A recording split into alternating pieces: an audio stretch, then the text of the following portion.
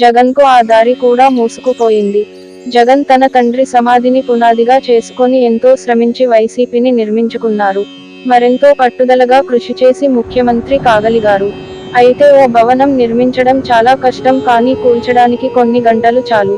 అదేవిధంగా తిరుమల లడ్డూ ప్రసాదం వ్యవహారంతో వైసీపీ ఇప్పుడు కుప్పకూలిపోతోంది. జగన్ హిందూ వ్యతిరేకి అనే భావన తెలుగు ప్రజలలో ఎప్పటి నుంచో ఉంది. ఈ వ్యవహారంతో అది మరింత బలపడింది. దేశవ్యాప్తంగా కోట్లాది హిందువులు కూడా ఇప్పుడు జగన్ని విలన్గా భావిస్తున్నారు. దేశ ప్రజలు ఏమనుకుంటే జగన్కేమి నష్టం అంటే, ప్రత్యక్షంగా అయితే ఏమీ ఉండదు. కానీ ఈ హిందూ వ్యతిరేక ముద్ర బలంగా పడటంతో ఇప్పుడు ప్రధాని నరేంద్ర మోడీ, కేంద్ర హోంమంత్రి అమిత్ షాలు కూడా జగన్కి అపాయింట్మెంట్ ఇవ్వాలంటే 1కి 10 సార్లు ఆలోచించుకోవలసిందే. లేకుంటే ఉత్తరాదిన బీజేపీ ఓటు బ్యాంక్ దెబ్బ తినే ప్రమాదం ఉంటుంది. నిజానికి ఈ భయంతోనే ఎన్డీఏలోకి వైసీపీని బీజేపీ అనుమతించలేదు. ఏపీలో పొత్తులకి జగన్ సిద్ధపడ్డా బీజేపీ అంగీకరించలేదనే విషయానికి అందరికీ తెలిసిందే.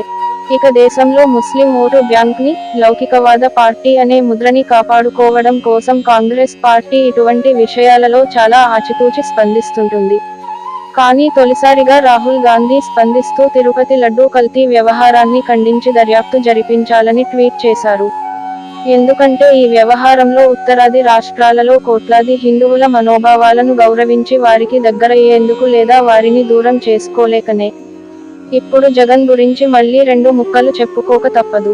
ఎన్నికలలో ఒంటరిగా పోరాడటమే చాలా గొప్ప విషయమన్నట్లు, ఇతర పార్టీలతో పొత్తులు పెట్టుకుంటే రాజకీయ వ్యభిచారమే అన్నట్లు జగన్ మాట్లాడేవారు. ఇప్పుడు వైసీపీకి అదే శాపంగా మారింది. బీజేపీ ఎలాగూ తోడుగా రాదు కనుక జగన్ మెల్లగా కాంగ్రెస్తో చేతులు కలపాలనుకుంటే ఇప్పుడు ఈ వివాదం కారణంగా కాంగ్రెస్ కూడా దూరం పెడుతుంది. ఈ క్లిష్ట పరిస్థితులలో జగన్కి అండగా నిలబడేందుకు కేసీఆర్ కూడా ముందుకు రావడం లేదు. వస్తే బండి సంజయ్ వంటి వారు తెలంగాణలో హిందూ ఓటు బ్యాంక్ కొల్లగొట్టేస్తారు కనుక బీఆర్ఎస్ పార్టీ సైలెంట్ మోడ్ లోకి వెళ్లిపోయింది. మరోపక్క ఆంధ్రాలో టీడీపీ, జనసేన, బీజేపీలు ఎలాగూ జగన్కి శత్రువులే. ఇప్పుడు హిందువులని కూడా జగన్ శత్రువులుగా మార్చుకున్నారు. ఈ వ్యవహారంతో లాభపడింది టీడీపీ, చంద్రబాబు నాయుడే అని అందరూ అనుకోవచ్చు. రాజకీయ కోణంలో చూస్తే కొంతవరకు అది నిజమే. కానీ ఈ వ్యవహారంతో ఆయన కంటే ఏపీ కాంగ్రెస్ అధ్యక్షురాలు వైఎస్ షర్మిలకి ఎక్కువ మేలు కలిగిందని చెప్పవచ్చు. జగన్మోహన్ రెడ్డి వైసీపీని కాంగ్రెస్లో విలీనం చేసేందుకు కాంగ్రెస్ అధిష్టానం అంగీకరిస్తే తన పరిస్థితి ఏమిటని వైఎస్ షర్మిల ఇంతకాలం ఆందోళన చెందుతున్నారు.